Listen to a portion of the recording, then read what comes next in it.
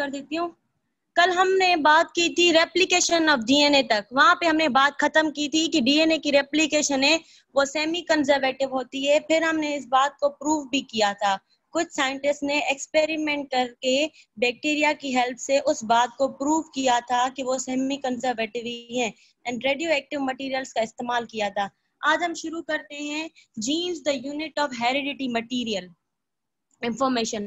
In 1902, a British physician, Archibald Garrett, who was working with one of the early Mendelian geneticists, his countryman William Bateson, noted that certain diseases among his parents were more prevalent in their families. Indeed, if one examined several generations within such families, some of these disorders seem to behave as if they were controlled by simple recessive alleles. अब उसने क्या किया, एक scientist था, उसने क्या किया, Mendelian की बात पे गौर किया और देखा कि कुछ डिसऑर्डर्स या कुछ बीमारियां ऐसी हैं जो बच्चों में भी हैं लेकिन उनके पेरेंट्स में भी थी, उससे पहले भी थी, means generation to generation move कर रही हैं। तो उसने सोचा कि ऐसा कैसे हो सकता है, मे भी कोई अलील हो, रिसेसिव अलील हो या डोमिनेंट अलील हो, किसी में डोमिनेंट आ गई तो वो बीमारी वहां पे विजिबल थी, किसी में रिसेसिव थी तो वहां पे वो कैरियर थी। फिर क्या हुआ, Garrett concluded that these disorders were Mendelian traits and that they had resulted from change in the hereditary information that had occurred in the past to an ancestor of the affected families. Garrett ने ये बात prove कर दी कि जो भी disorders थे वो Mendelian trait की तरह ही थे, कि जो भी चेंजेस हेरिडिटी मटेरियल में आ रही थी from ancestors to their family सब अफेक्टेड थी। Garrett examined several of these disorders in detail. उन्होंने कुछ disorders को स्टडी किया डिटेल में, जैसे alkaptonuria. The patient passed urine that rapidly turned black on exposure to air. जैसे ही कोई भी बंदा जिसमें ये डिसऑर्डर है वो अगर यूरिनेट करेगा और वो यूरिन उसका एयर की एक्सपोजर में आएगा तो वो ब्लैक हो जाएगा यूरिन, इसको हम कहते हैं alkaptonuria. यूरिन का अगर एयर के साथ कोई भी कनेक्शन हुआ, रिएक्शन हुआ तो वो ब्लैक कलर चेंज हो जाएगा उसका, इसको हम कहते हैं alkaptonuria, डिजीज है। Such urine contain homogentisic acid. Homogentisic acid urine में प्रेजेंट होता है हमारे पास, उस यूरिन में क्या होता है, हेमकोडेनेटिस एसिड प्रेजेंट होता है जिसको हम एल्केप्टोन भी कहते हैं, which is oxidised when exposed to air. जब उसका यूरिन एयर के साथ ऑक्सीडाइज होगा, रिएक्शन करेगा तो उसकी ऑक्सीडेशन हो जाएगी और वो क्या करेगा, ब्रोक नहीं हो पाएगा, टूटेगा नहीं, इसलिए यूरिन का कलर चेंज हो जाएगा। लेकिन इन नॉर्मल इंडिविजुअल्स में क्या होता है, in normal individuals homogentisic acid is broken down into simpler substance but the affected patients were unable to carry out that broken down. फिर क्या होता है, नॉर्मल पीपल्स में क्या होता है कि ये जो एसिड होता है हेमोजेनेटिसिक एसिड जिसको हम एल्केप्टोन भी कहते हैं वो ब्रोकन हो जाता है, टूट जाता है। लेकिन जिस पर्सन में कोई भी एल्केप्टोन्यूरिया होती, डिजीज हो गई, उसमें क्या होता है कि वो फ्रेगमेंट्स में नहीं टूट पाता। But the affected patient were unable to carry out the broken down.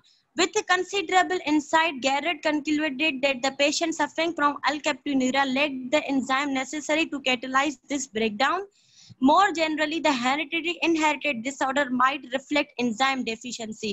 फिर आगे जाके पता चला कि ऐसा क्यों होता है, फिर पता चला कि जिस पर्सन में एल्केप्टोन्यूरिया है उसमें कुछ एंजाइम्स ऐसे हैं जिनकी डेफिशिएंसी है जो उसको टूटने नहीं देते हैं। कल हमने पढ़ा था डीऑक्सीराइबोज न्यूक्लियस, मैंने आपको बताया था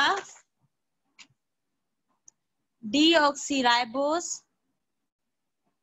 न्यूक्लियस, एज आ गया मींस वो एंजाइम है। ये क्या कर रहा था, डीएनए को फ्रैगमेंट्स में तोड़ रहा था, फ्रैगमेंट्स में कन्वर्ट कर रहा था। सेम एज एक एंजाइम है जो एल्केप्टोन को उसके फ्रेगमेंट्स में तोड़ रहा है। जिस पर्सन में एल्केप्टोन्यूरिया थी उसमें ये एंजाइम एब्सेंट था, इसलिए उसका जो एल कैप्टोन एसिड है वो ब्रोक हो ही नहीं रहा था, इसलिए यूरिन का कलर चेंज हो रहा था, ब्लैक हो रहा था। इससे पता चला कि शायद उसकी फैमिलीज में या एंसेस्टर में ये डिजीज रही हो। अब हम पढ़ेंगे जीनोम क्या है। The total genome constituting of an individual is known as genome. जो भी एक पर्सन का, एक इंडिविजुअल का जो जीन है, एक्सप्रेशन है, उसको हम कहते हैं जीनोम। जीनोमिक कॉन्स्टिट्यूशन मींस उसकी जो जीन एक्सप्रेशन है वो कौन सी जीन्स उसने इनहेरिट की हैं फ्रॉम देयर पेरेंट्स, उस टोटल को मिला के हम कहते हैं genome. In a bacterial cell a single circular chromosome along with plasmid is genome of bacteria. अगर हम बैक्टीरिया की बात करें, उसके जो क्रोमोसोम्स है प्लस उसका जो प्लाज्मेट है, इन दोनों को मिला के हम कहेंगे ये बैक्टीरिया का जीनोम है। अगर हम ह्यूमन की बात करें, all 22 pairs of autosomes, जो हमारे 22 पेयर्स हैं ऑटोसोम क्रोमोसोम्स के, along with a pair of sex chromosome constitute genome. Means 22 pair autosome and 1 pair of chromosome, हमारे 23 क्रोमोसोम्स है, वो हम सबको मिला के क्या कहेंगे, ये हमारा जीनोम है, क्योंकि क्रोमोसोम्स के अंदर ही तो जीन प्रेजेंट है। ठीक है, अब फिर एक हाइपोथेसिस पेश हुई, The one gene one enzyme hypothesis. इस हाइपोथेसिस का मतलब ही क्या है, एक एंजाइम एक ही जीन को एक्टिव करेगा, एक एंजाइम का काम ही सिर्फ एक जीन को एक्टिव करना होगा। ऐसे नहीं है एक जीन दो एंजाइम से एक्टिव हो रही है या दो एंजाइम दो जीन को एक्टिव कर रहे हैं, ऐसा नहीं होगा। From Gerard's finding, it is but a short leap of initiations to guess that information encoded within the DNA of chromosomes is used to specify particular enzymes. हमें जब थोड़े वक्फे के बाद हमें ये पता चल गया था कि जो डीएनए की कोडिंग होती है क्रोमोसोम्स में, हम उससे पता लगा सकते हैं कि जो उस एंजाइम की है ना, वो पार्टिकुलर टाइप कौन सी है, वो कौन सी पार्टिकुलर टाइप ऑफ जीन को एक्सप्रेस कर रहा है। This point was not actually established. ये point असल में establish हुई ही नहीं। However, until 1941, when a series of experiments by Stanford University geneticists George Beadle and Edward Tentum finally provided definite evidence on this point. कुछ पहले तो ये बात प्रूव हुई नहीं, फिर कुछ साल के बाद, टाइम के बाद क्या हुआ, हमें ये पता चल गया, डिफरेंट एक्सपेरिमेंट्स परफॉर्म हुए, जिससे हमें पता चल गया था कि असल में ये हाइपोथेसिस कैसे पेश करनी है। फिर क्या किया, बीडल एंड टेंटम ने deliberately set out to create mental mutations in the chromosomes. They then studies the effect of these mutation on chromosomes. उसने फिर इस बात को प्रूव करने के लिए क्या किया, उसने मेंडेलियंस के जो म्यूटेशन ट्रेट थे वो आजमाए। उसने क्या किया, कुछ डीएनए की म्यूटेशन की और बाद में उस म्यूटेशन वाले डीएनए को फिर क्या किया, ऑर्गेनिज्म में उसके इफेक्ट देखे। आगे हम पढ़ेंगे कि म्यूटेशन क्या है और कैसे उसने एक्सपेरिमेंट परफॉर्म किया। फॉर सपोज म्यूटेशन में अगर आपको समझाऊं तो ये कह सकती हूँ, कोई किसी का भी डीएनए अगर हम अल्ट्रावायलेट रेज में या एक्स रेज में हम उसको डाल दें तो कुछ पार्ट उसका म्यूटेट हो जाएगा, चेंज हो जाएगा। आपने सुना होगा कि इतने एक्सरे ना करवाएं बच्चों के, खास तौर पे जो प्रेग्नेंट लेडीज होती हैं उनको स्ट्रिक्टनेस होती है कि इतने एक्सरे ना करवाएं, क्योंकि जो ग्रोइंग चाइल्ड है उसकी डीएनए जीन्स जो भी है वो म्यूटेट हो सकती हैं, चेंज हो सकती हैं, मे बी कोई डिसऑर्डर कॉज कर दें या कोई डिसऑर्डर को सही भी कर सकती हैं। Creating genetic differences, one of the Beadle and Tatum experiments prove clear cut result. हमें क्लियर कट रिजल्ट मिल गया। The researchers made an excellent choice of experimental organism, they chose bread mould Neurospora. हमने पिछले सब experiments में bacteria choose किया था हमारे फंक्शंस के लिए, एक्सपेरिमेंट परफॉर्म करने के लिए, लेकिन अब हमने क्या किया है, ब्रेड मोल्ड न्यूरोस्पेरा जो कि फंगस है वो हमने यूज किया है हमारे एक्सपेरिमेंट्स के लिए। That can only grow in the laboratory on a defined medium, a medium that contains all known substances such as glucose, sodium chloride, rather than some uncharacterized cell extracts such as ground up yeast. इन्होंने क्या किया, एक fungus लिया है जिसका नाम क्या है, न्यूरोस्पोरा। वो ग्रो अगर लेबोरेटरी में करवाते हैं तो उसी वजह से करवाते हैं, उस मीडियम में करवाते हैं कि हमें पता हो कि इस मीडियम में क्या क्या है। कोई ऐसी चीज नहीं हो जैसे ग्राउंड अप यीस्ट नहीं हो जो कि हमें पता ना चले। हमें ऐसे सब लेबोरेटरी में मीडियम रखिए जिसमें वो फंगस ग्रो कर सकता है, जैसे ग्लूकोज हो गया, सोडियम क्लोराइड हो गया। Beetle and tatum include induce mutations by exposing neurospora spores to X-ray। उसने क्या किया, न्यूरोस्पोरा को एक्सरे से म्यूटेट करवा दिया। उसने क्या किया, उस न्यूरोस्पोरा पे एक्स-रेज कर दी, अल्ट्रावायलेट रेज की बम्बार्डमेंट कर दी। They then allowed the progeny to grow on complete medium. फिर क्या किया, एक्सरेज के बाद क्या किया, उसकी जो आने वाली नस्ल थी उसको ग्रो होने करने दिया। Progeny means species to species. उसने उस मीडियम में उसे छोड़ दिया ताकि वो मल्टीप्लाई करें और उसकी जो जनरेशन हो वो पैदा हो सके। A medium that contain all necessary metabolites. In this way, the investigators were able to keep alive strains that, as a result of early irradiations, had experienced damage to their DNA in a region encoding the ability to make one or more of the compound that the fungus needed for normal growth।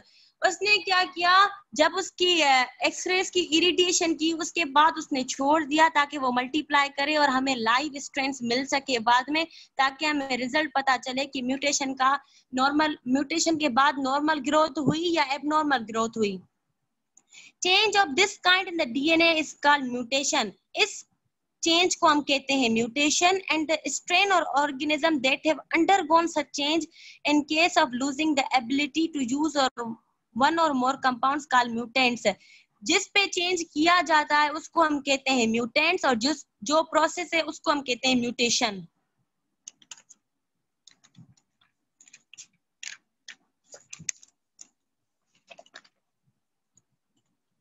अब ये experiment है, कुछ देखते हैं। Beetle and tatum developed 3 different mutant strains of Neurospora by irradiating the spores by X-rays and ultraviolet rays. अब इन्होंने क्या किया कि 3 डिफरेंट इन्होंने मीडियम लिए, म्यूटेंट, जिसपे इन्होंने एक्सपेरिमेंट करना चाहा। 3 न्यूरोस्पोरा लिए, 3 मीडियम लिए, जिसपे इन्होंने क्या किया, अल्ट्रावायलेट रेज, एक्स रेज की बम्बार्डमेंट की ताकि हम रिजल्ट पता लगा सके। ये क्या है, एक मीडियम है जिसमें सारे, अब आप पूरी जो एक्सपेरिमेंट है यहीं पे पिक्चर पे समझ जाएंगे। अब इन्होंने क्या किया था कि एक मीडियम लिया, वेल डिफाइंड मीडियम, जिसमें हमें पता है कि क्या क्या इसमें है, ग्लूकोज है, सोडियम क्लोराइड है, क्या क्या इसमें अवेलेबल है। इन्होंने क्या किया, न्यूरोस्पोरा को इसमें डाल दिया ताकि वो इसमें ग्रो कर सके। न्यूरोस्पोरा क्या था, फंगस था। इन्होंने क्या किया, असेक्सुअल स्पोर्स को निकाल दिया, उस पे क्या किया, एक्सरेज की इरिडिएशन करवा दी ताकि इसका जो डीएनए है वो म्यूटेट कर जाए और हमें पता चल जाए। फिर क्या किया, इसको डाल दिया इरिटेशन के बाद, फिर मीडियम में डाल दिया ताकि वो ग्रो कर सके, मल्टीप्लाई कर सके। जब इसकी मियोसिस हुई तो हमें स्पोर्स मिल गए, मींस हमें फाइनल स्पोर्स, हमारा प्रोडक्ट ऑफ 1 मियोसिस मिल गया था। अब इन्होंने देखा कि एक स्पोर इन्होंने ले लिया, फिर मीडियम में डाल दिया ताकि ये ग्रो कर सके। फिर जब इन्होंने लिया टेस्ट करने के लिए कि इन स्पोर्स में जो नॉर्मली ग्रो कर रहे थे और आफ्टर म्यूटेशन कोई फर्क पड़ा या नहीं पड़ा। अब ये कुछ अमाइनो एसिड्स हैं हमारे पास, ठीक है, अमाइनो एसिड्स हैं जो कि यूज होते हैं ताकि हम उस डिसऑर्डर को ट्रीट कर सके। अब इन्होंने 3 म्यूटेंट लिए थे। म्यूटेंट क्या, जिसपे वो म्यूटेशन कर रहे थे, जिसका डीएनए उन्होंने एक्सरेज पे इरिडेशन करना था, उसको हम कहते हैं mutant. Mutant 1, mutant 2, mutant 3। Mutant 1 क्या था, जो कि सिर्फ ग्रो कर सकता था जब O, C and A present हो उस मीडियम में। O क्या है हमारे पास, ऑर्निथाइन, C क्या है, सिट्रुलिन, A क्या है, अर्जिनिन। अगर ये 3 प्रेजेंट होंगे किसी मीडियम में तो वो ग्रो करेगा, वरना नहीं करेगा। म्यूटेंट 2 हमारे पास क्या था, would grow if either C और A was added to minimal medium. वो ग्रो कर जाता अगर C ऐड करते, या C नहीं है हमारे पास, अर्थनाइन, अर्जिनिन ऐड करते तो वो ग्रो कर जाता। म्यूटेंट 3 क्या था हमारे पास, would grow if only A, arginine was added to minimal medium. ठीक है, अब 3 मीडियम म्यूटेंट इन्होंने लिए थे, क्या कर रहे थे, एक मीडियम में जब वो तीनों डाल रहे थे, ऑर्निथाइन, सिट्रुलिन एंड अर्जिनिन, तो वो ग्रो कर रहा था।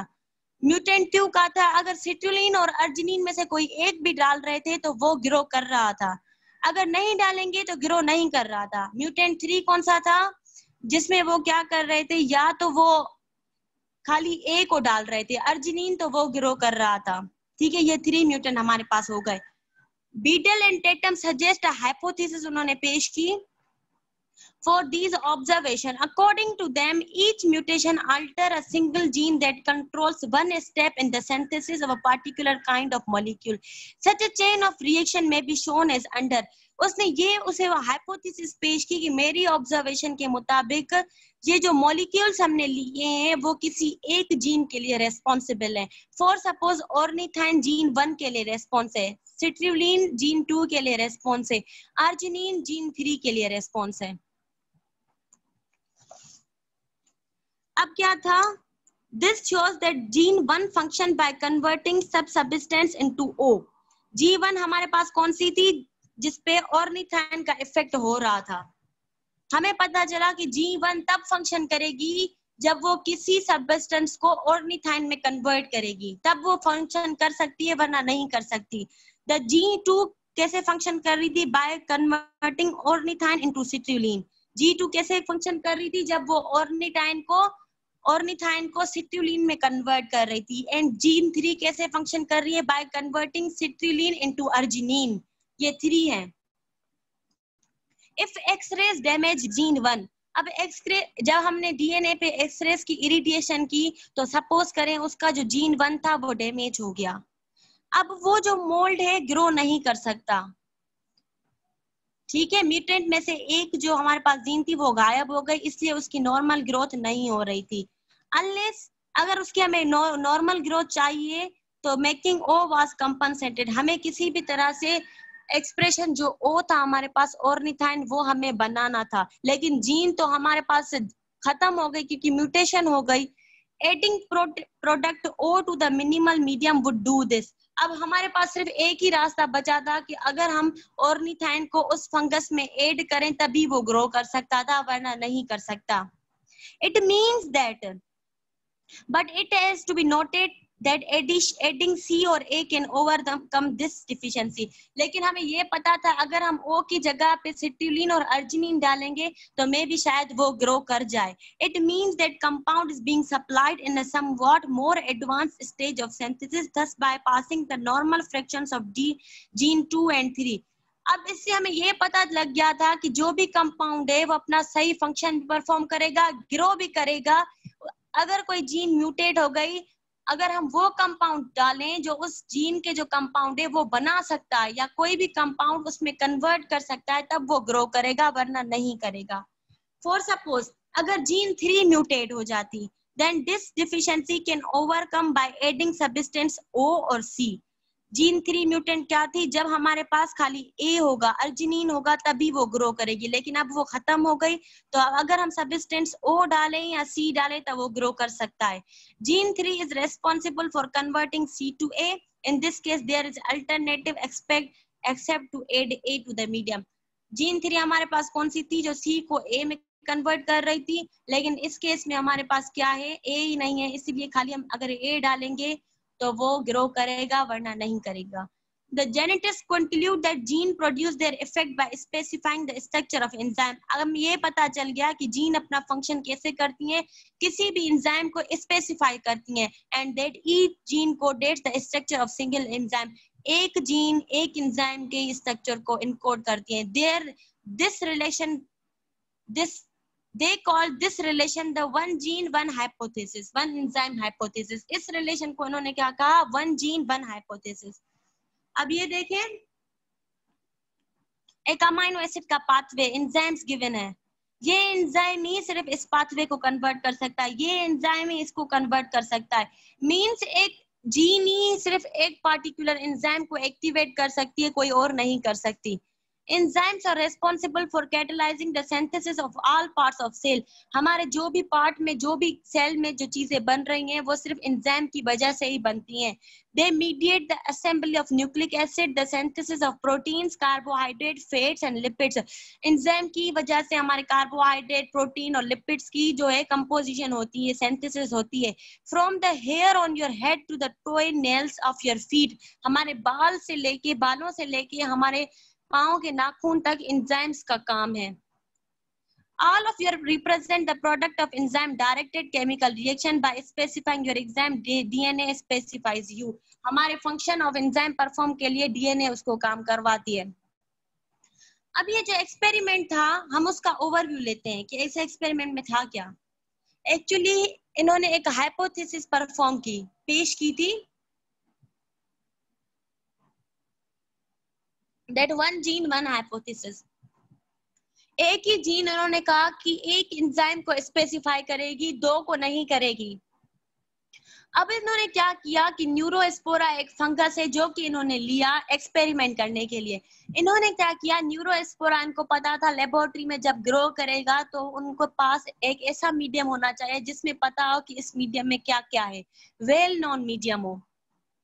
उन्होंने क्या किया, न्यूरोस्पोरा को उसमें डाल दिया मीडियम में, फिर उसके जो एसेक्सुअल स्पोर्स थे उसको निकाल दिया और एक्सरे के साथ उसकी इरिडिएशन करवा दी, उसकी डीएनए की म्यूटेशन करवा दी, फिर उसको मीडियम में डाल दिया ताकि वो ग्रो कर पाए। अब जो उसके फाइनल प्रोडक्ट बना उसमें कुछ खराबी थी, फिर उन्होंने क्या किया, 3 म्यूटेंट बनाए।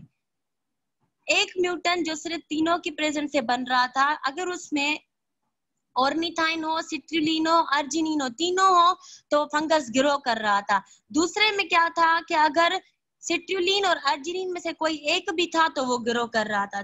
थर्ड में क्या था, अगर अर्जिनिन था तो वो ग्रो कर रहा था वरना नहीं कर रहा था। अब उसने अर्जिनिन, सिट्रुलिन और अर्जिनिन को जो था एक एक जीन का नाम दे दिया। जीन 1 इन्होंने कहा ऑर्निथाइन है, जीन 2 इन्होंने कहा सिट्रुलिन है, जीन 3 क्या है, अर्जिनिन है।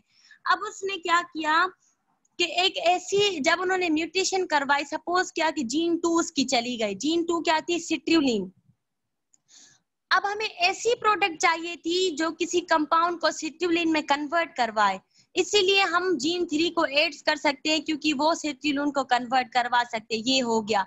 अब जब जीन 3 म्यूटेट हो गई जो कि थी अर्जिनिन, अब हमारे पास कोई ऐसा कंपाउंड हो, ऐसी जीन हो जो कि सिट्रुलिन और ऑर्निथाइन को अर्जिनिन में कन्वर्ट करवा रही हो, लेकिन ऐसी कोई जीन मिली ही नहीं। इसलिए हमारे पास एक ही रास्ता बचा कि हम अर्जिनिन को ऐड करें ताकि वो फंगस हमारा ग्रो कर सके। वहां से हमें पता चल गया, कंक्लूड हो गया कि हमारा जो भी एक जीन है वो सिर्फ एक ही एंजाइम को स्पेसिफाई करेगी ताकि वो अपना फंक्शन परफॉर्म कर सके।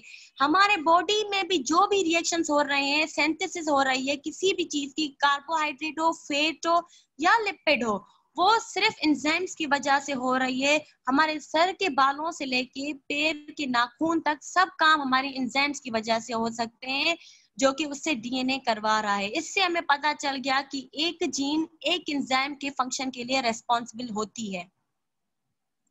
ठीक है, अब हम क्या करते हैं, cell uses RNA to make protein. अब हम दूसरा टॉपिक पढ़ रहे हैं। इसमें क्या है कि सेल आरएनए यूज करता है डीएनए नहीं, प्रोटीन बनाने के लिए। To find out how a cell uses DNA to direct the production of particular proteins, perhaps the simplest question you might ask is where in the cell are proteins made? हम ये पता लगा लेंगे कि क्यों सेल डायरेक्ट डीएनए यूज नहीं करता protein की फॉर्मेशन के लिए, क्यों आरएनए इस्तेमाल हो सकता है। लेकिन आप ये सवाल पूछ सकते हैं कि सेल में किस जगह पे डीएनए आरएनए जो आरएनए है प्रोटीन बनाता है, तो वो बनाता है न्यूक्लियस में नहीं, साइटोप्लाज्म में प्रोटीन की फॉर्मेशन होती है। You can answer this question by placing cell for a short time in a medium containing radioactive amino acids. The cell will take up the radioactive level amino acid. हम इस question का answer इसलिए देंगे कि हम क्या कर रहे हैं, सेल को एक ऐसे मीडियम में रख रहे हैं जिसमें रेडियो एक्टिव मटीरियल्स हो। रेडियो एक्टिव मटीरियल्स आपको पता होगा कि जो अंडर नॉर्मल कंडीशन अनस्टेबल होते हैं, वो स्टेबल नहीं होते हैं। उसने क्या किया, radio active amino acid medium में रख दिए और उस मीडियम में सेल को डाल दिया।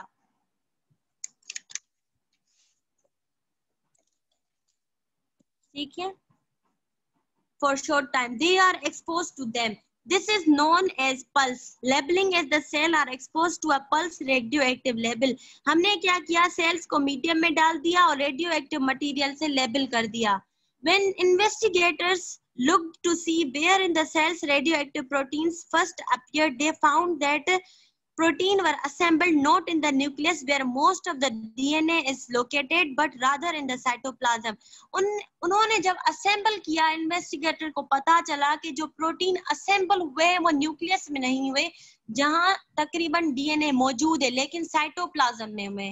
तब उन्होंने कंक्लूड किया कि on large aggregates called ribosome, तब उन्होंने कंक्लूड किया कि साइटोप्लाज्म में जो राइबोसोम स्ट्रक्चर है, ऑर्गेनील है, वहां पे प्रोटीन बनते हैं। These little polypeptide making factories proved to be very complex, containing over 50 different proteins. They are also contain a different sort of molecules, RNA. RNA is similar to DNA and it's present in a ribosome, hence that RNA molecules present an important role in polypeptide synthesis. ये जो छोटा structure है ribosome वो बहुत ही complex है क्योंकि वो 50 से जो मोर देन है ना वो इस प्रोटीन्स बनाता है। तो हमें पता चल गया कि आरएनए जो स्ट्रक्चर है जो सिमिलर है डीएनए के लेकिन कुछ उसमें डिसिमिलरिटी है, वही डीएनए की प्रोडक्शन करवाती है, इंपॉर्टेंट रोल है उसका। A cell may contain many kinds of RNA. There are 3 major classes. Cell के पास बहुत सारे काइंड्स होते हैं आरएनए के लेकिन मेजर जो उसकी क्लासेस हैं वो 3 है। Ribosomal RNA, rRNA, transfer RNA, tRNA, messenger RNA, mRNA. अब राइबोसोमल आरएनए क्या है? The class of rRNA found in ribosome is called ribosomal RNA. जो राइबोसोम में हमें आरएनए पाई जाती है उसको हम कहते हैं राइबोसोमल आरएनए और आरआरएनए। ड्यूरिंग पॉलीपेप्टाइड सिंथेसिस, जब भी पॉलीपेप्टाइड क्या है? प्रोटीन का स्ट्रक्चर है जिसको हम कहते हैं पॉलीपेप्टाइड। पेप्टाइड जो है वो प्रोटीन में लिंकेज होती है, पेप्टाइड लिंकेज होती है। Synthesis, RNA molecules provide the site on the ribosome where the polypeptide is assembled. RNA क्या करता है? राइबोसोम को ऐसी साइट प्रोवाइड करता है जहां पे आके पॉलीपेप्टाइड बनते हैं, इस प्रोटीन के स्ट्रक्चर्स बनते हैं। Transfer RNA, transfer word shows itself कि ये कुछ ट्रांसफर करवाएगा। A second class of RNA called transfer RNA or tRNA is much smaller. वो राइबोसोमल RNA से बहुत छोटी है। Human cell contain more than 40 different kinds of tRNA. Human cell के पास more than 40 kinds हैं tRNA के molecules which float free in the cytoplasm. During polypeptide synthesis, tRNA molecules transport the amino acid present at their one end to the ribosome for use in building the polypeptide and position each amino acid at the correct place on the elongated polypeptide chain. अब transfer RNA का काम क्या था? वो तो एक free float कर रहे थे साइटोप्लाज्म में। वो क्या कर रहा था? पॉलीपेप्टाइड जब सिंथेसिस हो रही थी वो एक अमाइनो एसिड को दूसरे राइबोसोम के एंड तक लेके जा रहा था ताकि पॉलीपेप्टाइड की बिल्डिंग हो सके और ईच जो अमाइनो एसिड है वो अपनी करेक्ट पोजीशन पे आ सके। Messenger RNA. A third class of RNA is messenger RNA. Each mRNA molecule is a long single strand of RNA that passes from nucleus to cytoplasm. ये एक single strand होती है RNA की जो nucleus से लेके साइटोप्लाज्म तक होती है।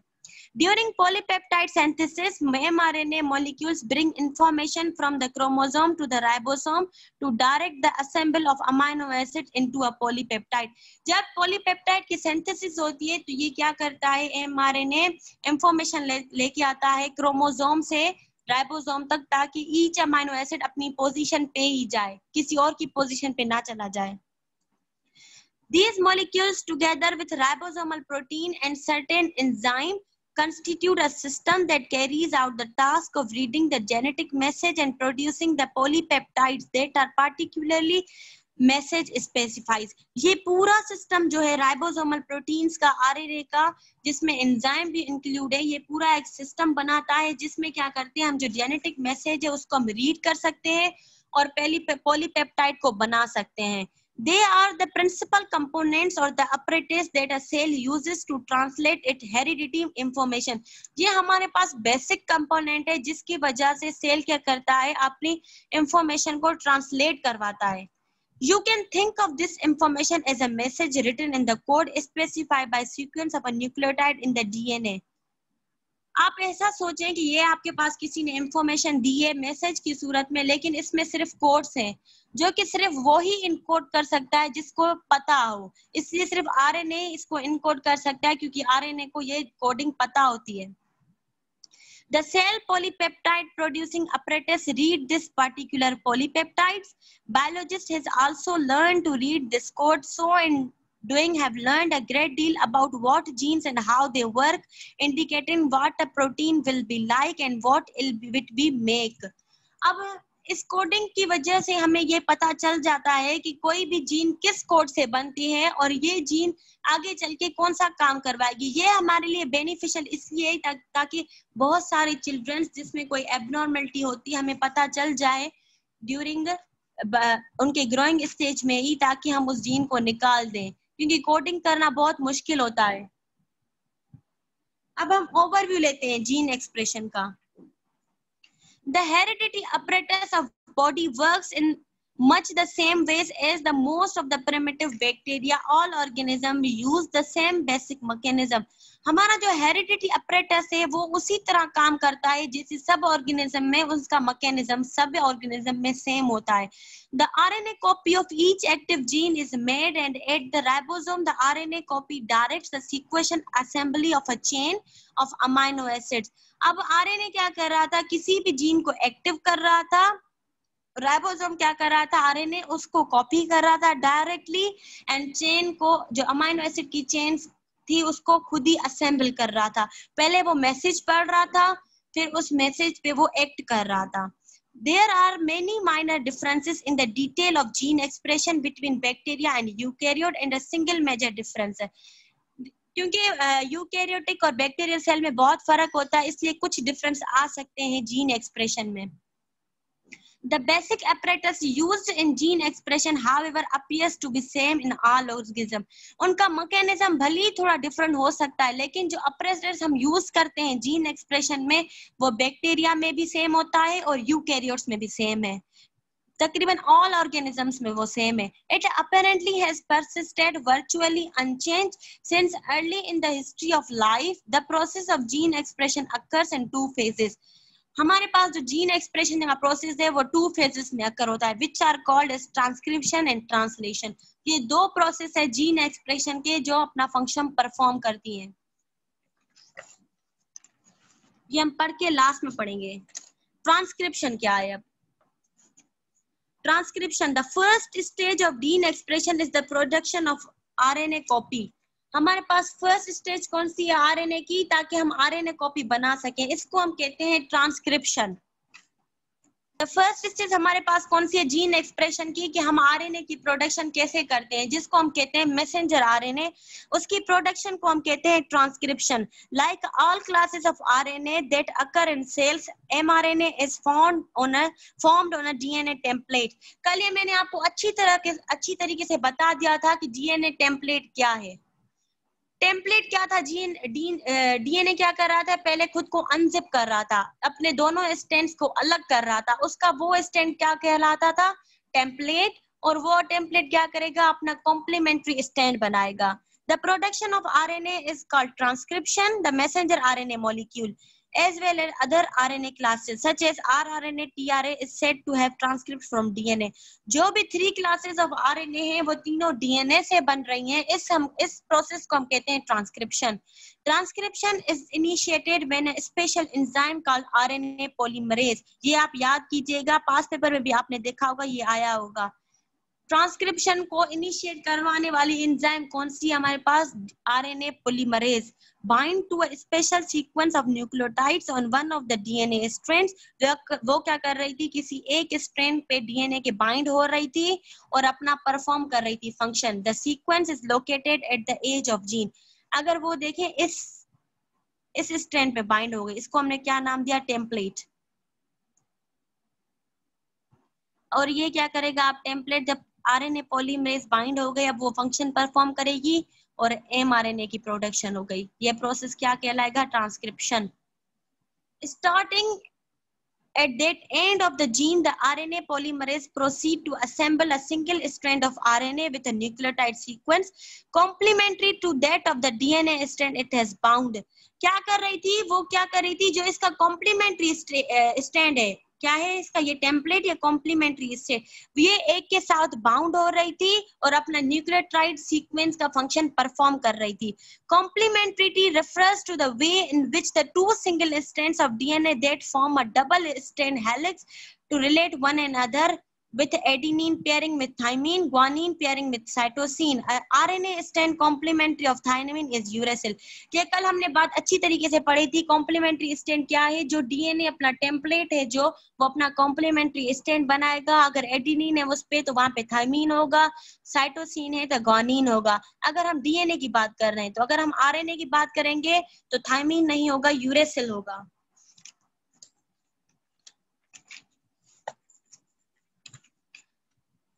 As the RNA polymerase move along the strand into gene encountering each DNA nucleotide in turn, it adds the corresponding complementary RNA nucleotide to the growing RNA strand. जैसे ही RNA polymerase जो कि enzyme था वो उस strand पे move कर रहा था तो वो क्या कर रहे थे, अपने स्ट्रक्चर्स परफॉर्म कर रहे थे, फंक्शंस. जैसे जैसे वो मूव कर रहा था तैसे तैसे वो क्या कर रहा था, अपने आरएनए कॉम्प्लीमेंट्री स्टैंड बनाता जा रहा था. When the enzymes arrives at a special stop signal at a far edge of the gene, it disengages from DNA and release the newly assembled chain. जब वो क्या कर रहा था, अपनी स्पेशल पॉइंट, स्टॉप पॉइंट पे पहुंच रहा था तो वो क्या कर रहा था, वो अपने आप को रोक रहा था फंक्शन करने के लिए और हमें एमआरएनए की प्रोडक्शन मिल रही थी. ये फंक्शन ऐसे होगा, फिर बताती हूँ लास्ट में. This chain is complementary to the DNA strand from which the polymerase assembled it. Thus it is an RNA transcript copy called the primary RNA transcript and the DNA nucleotide sequence of the gene. अब let's consider हम करते हैं.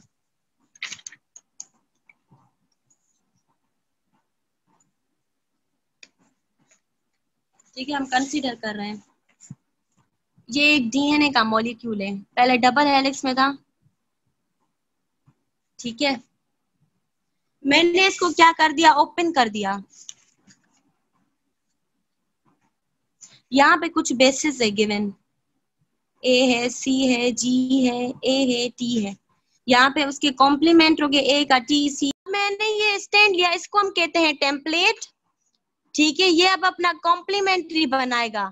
ठीक है, अगर DNA होगा तो DNA का कॉम्प्लीमेंट बनाएगा, आरएनए होगा तो आरएनए का कॉम्प्लीमेंट बनेगा. इस पे क्या करेगी, अब आरएनए पॉलीमरेज एंजाइम एक्ट करेगी क्योंकि हम आरएनए बनाने जा रहे हैं. ये जब इस पे एक्ट करेगी तो जैसे जैसे ये एक्ट करती जाएगी स्पेशल पॉइंट तक जब आएगी तो ये अपना एक्शन जो है स्टॉप कर लेगी. तब तक हमें कॉम्प्लीमेंट्री स्टैंड क्या बनेगा, थायमीन तो होता नहीं है, यूरेसिल हो जाएगा. तो एडेनिन, गुआनिन की जगह पे साइटोसिन, साइटोसिन की जगह पे गुआनिन, थायमीन की जगह पे एडेनिन, एडेनिन की जगह पे यूरेसिल, थायमीन नहीं होगा. ये हमारे पास जो बना इसको हम कहते हैं complementary RNA structure, RNA structure या एमआरएनए, मैसेंजर आरएनए. इस प्रोसेस को हमने क्या नाम दिया, ट्रांसक्रिप्शन. ठीक है, अब आते हैं हम translation. The second stage of gene expression is the synthesis of polypeptide by ribosome. अब फर्स्ट स्टेज क्या थी, हमने मैसेंजर आरएनए बनाए डीएनए में से, उसके टेम्पलेट में से. अब सेकेंड स्टेज हमारे पास क्या है, ट्रांसलेशन, जिसमें हम पॉलीपेप्टाइड की सिंथेसिस करवाएंगे, which uses the information contained in mRNA molecule to direct the choice of amino acid. The process of mRNA directed polypeptide synthesis, the ribosome, is called translation because nucleotide sequence information to translate into amino acid sequence information. अब क्या करेंगे, इस process को हम क्या करेंगे, जिसमें mRNA जो बना था वो डायरेक्ट ही पॉलीपेप्टाइड सिंथेसिस करवाएगा. इस प्रोसेस को हम नाम देंगे translation. Translation begins when an RNA molecule within ribosome binds to one end of mRNA transcript. Translation क्या कब होगी? जब RNA का मॉलिक्यूल, राइबोसोमल RNA का मॉलिक्यूल राइबोसोम की एक एंड पे बाइंड करेगा. Once it is bound to mRNA molecule, a ribosome proceeds to move along the mRNA molecule in increments of 3 nucleotides. At each step, it adds one amino acid to a growing polypeptide chain. अब क्या करेगा? ये हमारे पास mRNA की पूरी strain है.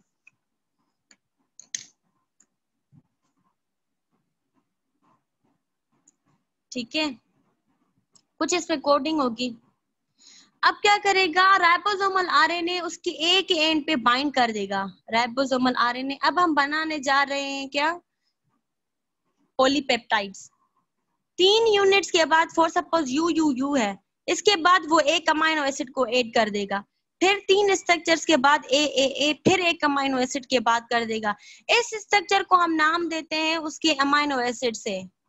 इसीलिए जो भी आपने जेनेटिक कोडिंग पढ़ी होगी वो 3 यूनिट्स पर मुश्तमिल होती है. Increment of 3 nucleotides. 3 न्यूक्लियोटाइड्स के बाद एट ईच स्टेप, हर स्टेप में वो अमाइनो एसिड क्या करेगा? ऐड कर देगा. It continues to do this. It encounters a stop signal that indicates the end of the polypeptide. ये जब तक ये बनाता जाएगा, जब तक उसे कोई सिग्नल नहीं मिलेगा कि अपना काम अब स्टॉप करना है. जब स्टॉप का सिग्नल मिलेगा तब वो अपना काम स्टॉप करेगा. It then disengages from the mRNA. जब उसको काम का स्टॉप मिल गया वो क्या करेगा? mRNA से अनबाउंड हो जाएगा. पहले उसने क्या किया था? बाउंड किया था, अब अलग हो जाएगा. And release the newly assembled polypeptide. जब वो डिसेंजेस हो जाएगा तो जो पॉलीपेप्टाइड उसने बना दिए थे वो असेंबल हो जाएंगे, अलग हो जाएंगे. An overview of protein synthesis is present in 6.11 figure. इस फिगर में during translation the codons of mRNA base pairs with anti codons of tRNA molecules carrying specific amino acids. Translation में क्या होगी? mRNA की कोडॉन्स जो है base pair के, वो एंटी कोडॉन्स ऑफ tRNA के साथ बेस बनाएंगे. इस प्रोसेस को हम कहते हैं ट्रांसलेशन. अब प्रोसेस देख लेते हैं. पहले क्या हुआ? डीएनए का जो डबल हेलिक्स स्ट्रक्चर है वो अलग अलग हो गया. फिर टेम्पलेट ने क्या किया? आरएनए पॉलीमराइज ने बाइंड किया और एमआरएनए की सिंथेसिस हो गई.